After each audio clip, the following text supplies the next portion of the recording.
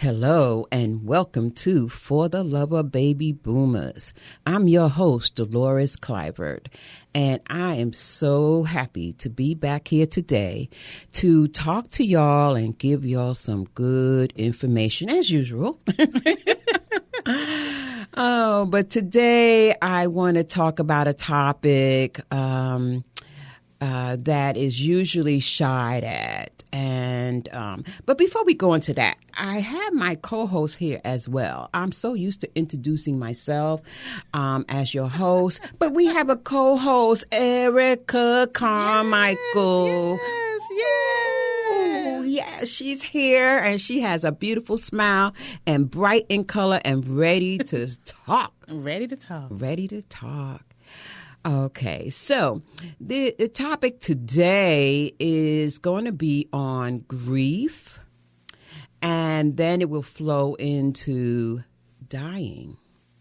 This will be part 1 of part 2. So sit back and get your pens, get your notes, because there's a lot of information that you might need for your future. All right, so I will start with Erica. Erica,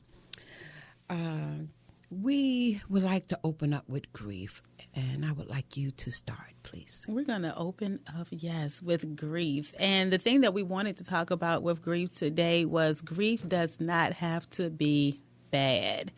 And I think when people think about grief meaning sorrow or meaning a loss, the way that we view it, the way we look at it can actually come out to be a little bit different. For me, I don't look at death as being a loss of something. Like how you lose your keys. Mm-hmm. Yes, the person did die, but I spent a great amount of time with this person. I have good memories with this person. And then I can prepare myself for when this person passes. Now, sometimes we have people that may pass tragically or fast. So if that happens, it's like, how do you prepare for someone if they were in a car accident, and then they died? Well, the way you prepare for it is not in the sense that we think of, like if you're getting ready for your day, so I'm going to lay out my clothes and, make sure I have my lipstick or make sure I have this. The preparation is a little bit different. It's like making sure you don't have aught with that person, making sure that if it's something you need to forgive them for, forgive them. If you get that unction in your spirit to give them a call, don't put it off till the next day. Mm-hmm. Go ahead and give them that phone call. So what you're saying is act on what you're feeling, act on what's in your heart. Yes. Okay. And I think that sometimes God gives us little nuggets or little things that prepare us also. You may have a dream or about something. It may not even be about the person dying. Mm-hmm. It could just be a dream about that person or something that reminded you of that person. It put that person in your mind. Yes. And it's putting them there for a reason. The things that you talk about with that person, when you guys are having a conversation, make sure that you end it on a good note. Whether you're telling them that you love them, you care about them, whether it was you had a disagreement, but we're okay. That way, when those things happen, I think the bad grief kind of comes in. You didn't get to say I love you that one last time. You didn't get to say, well, I'm sorry for what it was that I said or did. Or you get that feeling was, okay, I made that conversation a little bit more than what it probably had to be. Things were kind of left on a note that wasn't so good or open, and you didn't close up a feeling or conversation or thought. Yes, so the bad grief comes in with, because those things were left open, you're getting that feeling of, oh, okay, now I'll never get the opportunity to say this to that person. And sometimes when those things do happen, you kind of have to just forgive yourself and still be able to move forward. You don't want to be that person at the funeral where you're laying in the casket trying to get in the casket with that person. Yes, I think we all seen that. Making that humongous, scene, because really it's something that's going on with you that didn't get closed, with that person. I know with my dad and I, when you're a daughter and a father, you have so many ups and downs. Mm-hmm. At the same time, though, when he died, I was at peace. My dad lived an extraordinary life, even though he may not probably have thought it was. He lived in the Philippines for a certain amount of time. He had two or three different businesses that he ran at different times. Mm-hmm. Granted, he still lived in an era where I think it was right at the end of segregation going into, the new era. So those were things that he dealt with.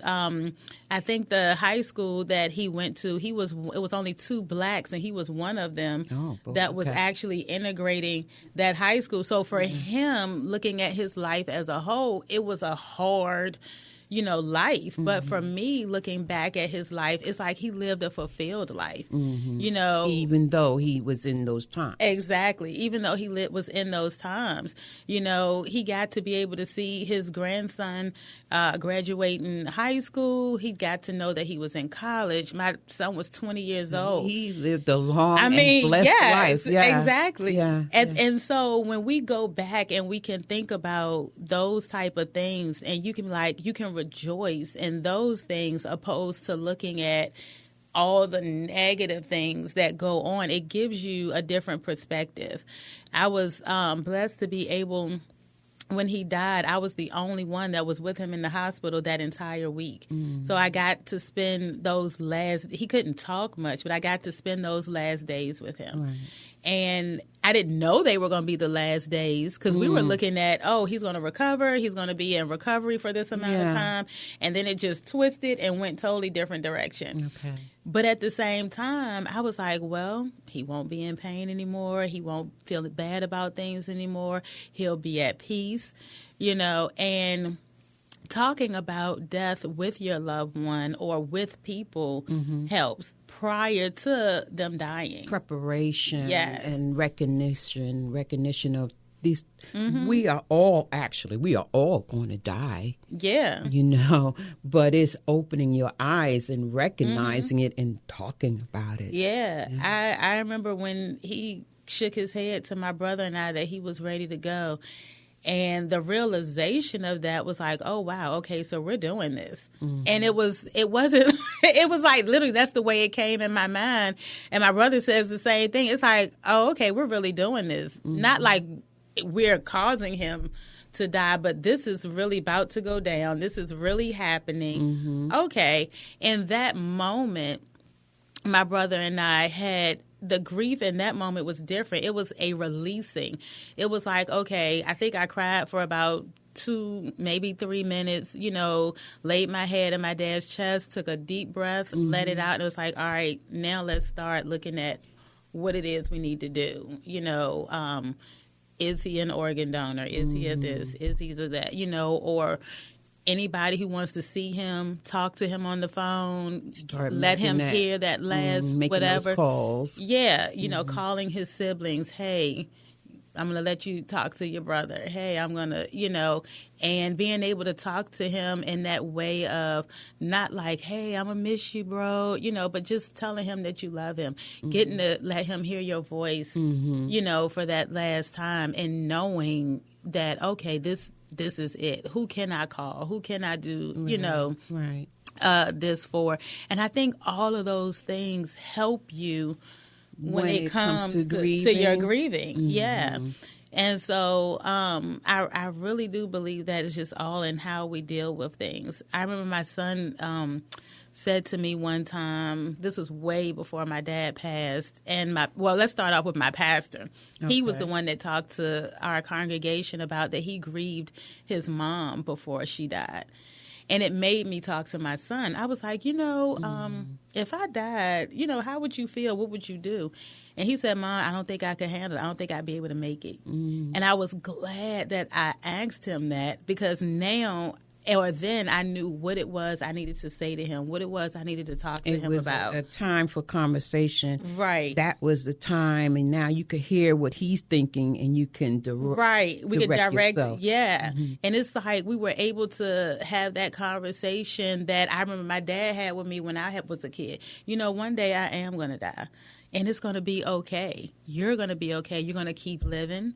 You're going to enjoy your life. You're going to have a great life. You'll think of me at times, not all the time. Don't consume yourself with sitting there thinking about me and me being gone. Live your life. Live the life you thought I would want you to live. Right, right. Have fun. Go do great things. Do some things I might have done that you wouldn't have done. You know, put yourself out there. And it allowed me to give him a different perspective. You know, like, yeah. Something to think about. Yeah. Like, I'm your, and I get that. A son and his mom, and it's like, oh, well, you're my first child. It's always been him. I carried you. You close. And even, anybody who a mom carrying that child, it's like they're going to feel that separation. Right. So let's prepare them for, hey, this is going to happen one day. Right. Now, this is, you had grief, but it was different, and you were healthier. Right. In a healthier state. Right. Because you addressed things. Yeah. Early, you communicated, you were there. But not everybody experiences that, even when they go through all those steps. Even when, and that's why we're talking about it today. Yeah. you know, and some people, they may have to go to counseling and things of that nature, but just not always. It doesn't have to be bad. No, it does not. It doesn't, and bad doesn't. And wait a minute, and if it's not bad, that doesn't mean that you don't feel something. Exactly. Or you're grieving the wrong way. Yes. It just means that, everybody's different. Right. Everybody's grief is different. Everybody's relationship is different. And so how your relationship is with that person, how you prepare with that person is going to dictate the level and the type of grief that you may go through. Yes. Yeah. Erica Carmichael, our co-host to For the Love of Baby Boomers. And I'm your host. We are going to come back and continue. And when we do, Erica is going to pick it up. We're going to pick it back up.